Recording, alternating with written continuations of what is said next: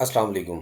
इस सेशन के अंदर हम इन्वेंटरी मॉड्यूल के बहुत फ्रिक्वेंटली यूज़ होने वाले डॉक्यूमेंट को लर्न करेंगे और उस डॉक्यूमेंट का नाम है परचेज नोट डॉक्यूमेंट और जिसे हम गुड रिसीव नोट भी कहते हैं। जब भी हम किसी सप्लायर से कोई भी मटेरियल रिसीव करते हैं तो उसको हम परचेज नोट डॉक्यूमेंट के ज़रिए रिकॉर्ड करते हैं, जिसे हम जीआरएन भी कह रहे होते हैं, गुड रिसीव नोट। इसके लिए हम आ जाते हैं इन्वेंट्री के मॉड्यूल में। इन्वेंट्री के मॉड्यूल में आने के बाद हमारे पास चालान का मेन्यू है। चालान के मेन्यू के अंदर टॉप टू के ऊपर जो डॉक्यूमेंट आपको नज़र आ रहे हैं वो इसी से रिलेटेड हैं। परचेज नोट डॉक्यूमेंट, जिसे हम गुड रिसीव नोट डॉक्यूमेंट भी कह सकते हैं। जब भी हमारे पास इनकमिंग मटेरियल आएगा हम इसके ज़रिए उसको रिकॉर्ड करेंगे। और परचेज रिटर्न नोट डॉक्यूमेंट जो है वो basically good return note document है। जब भी कोई मटेरियल हमारे पास रिसीव हो चुका हो और किसी भी रीज़न की वजह से हम उसको रिटर्न कर रहे हो और उसका हमें रिटर्न इनपुट करना हो तो वो हम परचेज़ रिटर्न नोट के ज़रिए प्रोसेस करेंगे।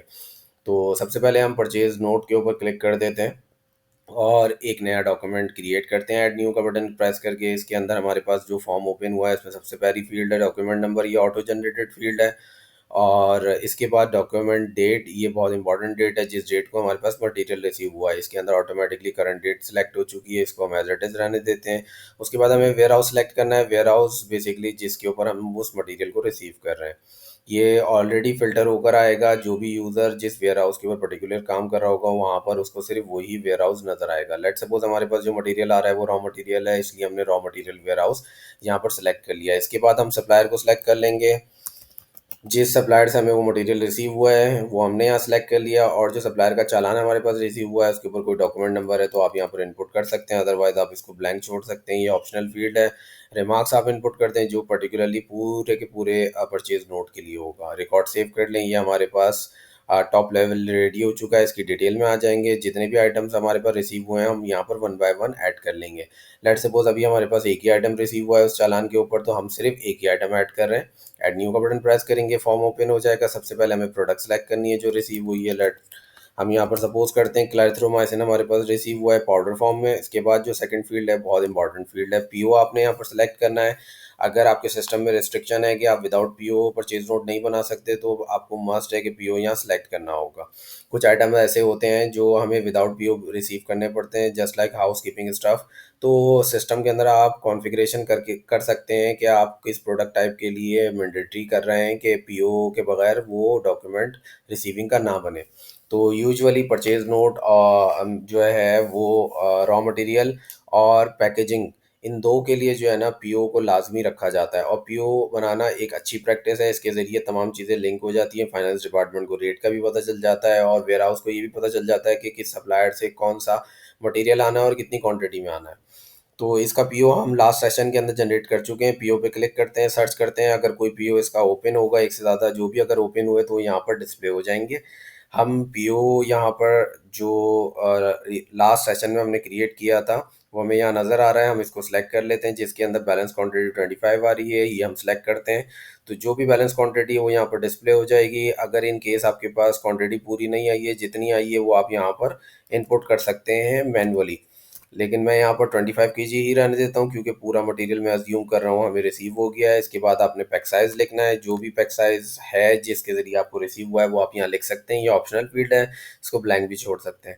रेफरेंस नंबर आपके पास ऑटो जनरेटेड फील्ड है, ये ऑटोमेटिकली कंसाइनमेंट नंबर क्रिएट करेगा। इसके बाद आ जाते हैं हमारे पास तीन फील्ड बड़ी इंपॉर्टेंट हैं। ये बेसिकली रॉ मटेरियल के लिए हैं। मैन्युफैक्चरिंग का जो बैच नंबर है, मैन्युफैक्चरिंग डेट, एक्सपायरी डेट, वो आप यहाँ इंपुट कर सकते हैं ताकि शेल्फ लाइफ कैलकुलेट हो सके। अदरवाइज़ वो आइटम जिनके अंदर मैन्युफैक्चरिंग डेट या एक्सपायरी डेट नहीं होती हो तो आप इनको ब्लैंक छोड़ सकते हैं क्योंकि ये ऑप्शनल फील्ड है। यहाँ आप रिमार्क्स इनपुट करेंगे जो पर्टिकुलरली इसी आइटम से रिलेटेड होगा। इसके बाद आप रिकॉर्ड को सेव कर लेंगे। इस तरीके से आपका परचेज नोट रेडी हो गया है। और जिस पीओ के अगेंस्ट आया है मैं इस पीओ का थोड़ा सा स्टेटस आपको दिखा देता हूँ। ये पीओ अब इस वक्त हमारे पास क्लोज हो चुका होगा। ये देखें अब ये पीओ हमारा इस वक्त क्लोज हो चुका है क्योंकि 25 केजी हमें रिक्वायर्ड था और 25 केजी हमारे पास रिसीविंग के अंदर आ चुका है और टोटल रिसीविंग भी 1 है। आप परचेज के ऊपर क्लिक करें तो ये आपको डायरेक्टली नेविगेट करके उस डॉक्यूमेंट का कंप्लीट इन्फॉर्मेशन दे देगा कि किस डॉक्यूमेंट के ऊपर ये मटेरियल रिसीव हुआ है। और अब आप एक और चीज़ देख सकते हैं कि परफॉर्मेंस मॉनिटरिंग के अंदर तमाम चीज़ें यस हो गई क्योंकि विद इन टाइम उसने डिलीवरी कर दी, क्वान्टिटी पूरी दी है और क्वालिटी भी उसकी अ, अभी तक जो है वो ऑलमोस्ट अप्रूव्ड ही है क्योंकि इन प्रोसेस है, रिजेक्ट नहीं हुई है। तो इसके बाद आ जाते हैं हम रिपोर्ट के ऊपर। यहाँ पर 2 बड़ी इंपॉर्टेंट रिपोर्ट हैं। एक इंटीमेशन स्लिप जनरेट होती है जो कि क्वालिटी कंट्रोल के लिए होगी। आप यहाँ से इंटीमेशन स्लिप का प्रिंट आउट निकाल के क्वालिटी कंट्रोल को भेज देंगे ताकि वो उसके ऊपर टेस्टिंग परफॉर्म कर सके। नेक्स्ट, अगर हम इंडिविजुअल इंटीमेशन स्लिप चाह रहे हैं तो इंडिविजुअल आपके पास जनरेट हो जाएगी। अगर आप चाहते हैं कि इसका चालान का प्रिंट आउट इंटरनली निकाल कर आप रिकॉर्ड करना चाहते हैं तो करंट परचेज नोट की रिपोर्ट को ओपन कर लें, या आपके पास चालान का प्रिंट आउट निकल आएगा। तो इस तरीके से आप जो है परचेज़ नोट बना सकते हैं। रजिस्टर रिपोर्ट को भी एक नज़र देख लेते हैं। मेन हम फॉर्म पर आ जाएँगे। यहाँ पर हमारे पास जो है रजिस्टर रिपोर्ट मौजूद है। इसको हम सेलेक्ट करते हैं, पीरियड हम सेलेक्ट करते हैं 1st से लेकर 12th तक का। उसके बाद ग्रुपिंग करके हम सप्लायर वाइज़ अपनी रिपोर्ट को देखना चाह रहे हैं।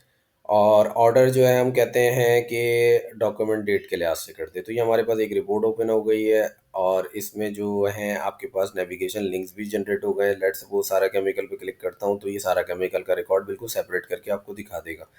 तो कस्टमाइजेबल रिपोर्ट है, आप जिस तरीके की रिपोर्ट बनाना चाहें, जिस ऑर्डर में बनाना चाहें वो आप सेलेक्ट करके आप रिपोर्ट को देख सकते हैं। तो इस तरीके से आपका परचेज नोट डॉक्यूमेंट, जिसे गुड रिसीव नोट डॉक्यूमेंट कहते हैं, वो रेडी हो गया है और क्यूसी के पास फॉरवर्ड हो गया है टेस्टिंग के लिए। कुछ आइटम ऐसे होंगे जो कि ऑलरेडी क्यूसी के पास नहीं जाते हैं हाउसकीपिंग वगैरह के, तो वो ऑटोमेटिकली अप्रूव्ड हो जाएंगे। उसके लिए आपको सिस्टम में कॉन्फ़िगर करनी पड़ेंगी चीज़ें। Thank you.